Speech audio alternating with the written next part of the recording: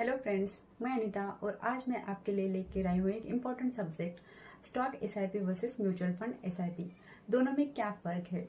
देखिए, एसआईपी का मतलब होता है सिस्टमैटिक इन्वेस्टमेंट प्लान, यानी कि हर महीने हम पर्टिकुलर अमाउंट जो है वो इन्वेस्ट करते रहेंगे और काफ़ी समय बाद, लंबे समय बाद हमारी जो वेल्थ है वो बढ़ती रहेगी। ठीक है, तो इसका मतलब क्या है कि मैं एग्जांपल के साथ आपको बता देती हूँ कि जैसे कि अगर आपने पर्टिकुलर कंपनी जैसे कि इन्फोसिस है, टीसीएस है, एचडीएफसी बैंक है, तो इस तरह की जो कंपनीज है आपने हर महीने इन कंपनियों के शेयर जो है वो आप बाय करते रहेंगे।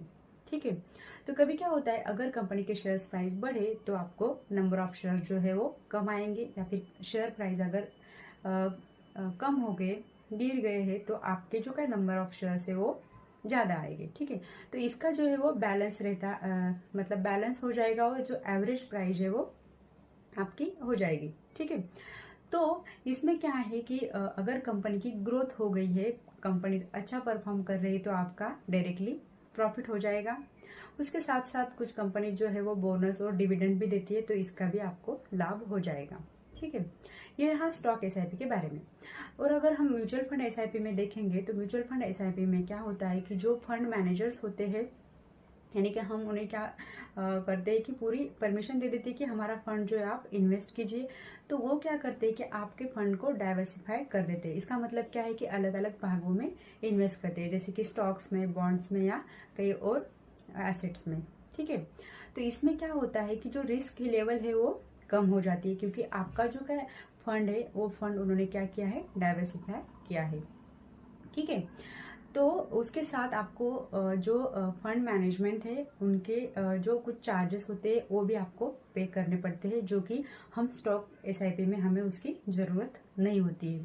तो देखिए, इसमें अगर हमने रिस्क रिवार्ड रेशो अगर देखा, तो इसमें अगर देखा जाए तो रिस्क जो है वो थोड़ी कम हो जाती है, क्योंकि फंड को हमने डाइवर्सिफाई किया होता है। और तो और प्रॉफिट का भी अगर हम देखें तो कुछ बहुत ज़्यादा ही नहीं होगा, और अगर लॉस हुआ तो वो भी बहुत ज़्यादा भी नहीं होगा। तो इस तरह म्यूचुअल फंड एसआईपी वर्क करती है। ठीक है, तो इसमें एक सवाल है कि अब आपके लिए क्या सही है। ठीक है ना, म्यूचुअल फंड एसआईपी या स्टॉक एसआईपी। तो इसका जो आंसर है वो हर एक के लिए अलग अलग होगा, क्योंकि किसी को शेयर मार्केट का नॉलेज होगा तो किसी को नहीं। अगर आपको शेयर मार्केट का अच्छे से नॉलेज है या फिर आप टाइम दे पाते हैं, तो आपके लिए स्टॉक एसआईपी बेस्ट है। ठीक है, लेकिन अगर आप न्यू है मार्केट में, आपको कुछ ज़्यादा नॉलेज नहीं या फिर आप समय नहीं दे सकते, तो आपके लिए म्यूचुअल